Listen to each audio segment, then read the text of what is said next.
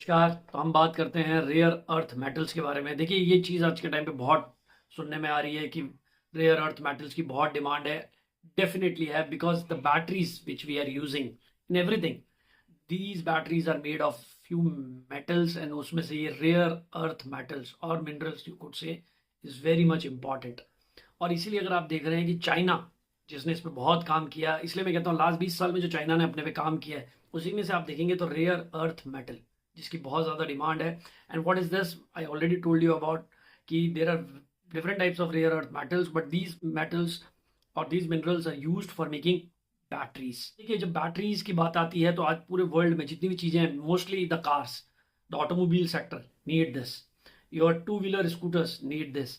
So countries like India, US, UK, Japan, which is on very progressive mode right now, they all need this rare earth minerals और metal।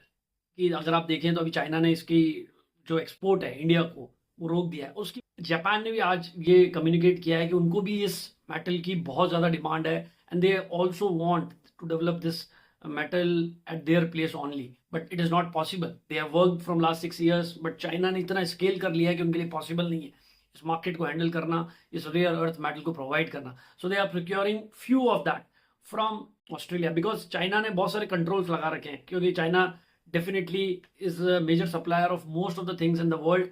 So what they did is कि अगर आप rare earth metal चाहिए तो आपको ये conditions माननी पड़ेगी। Every country is not accepting that, and few of the countries they are not good with trade, so they doesn't want to export this rare earth metal to those countries, and China has 80% control over this market.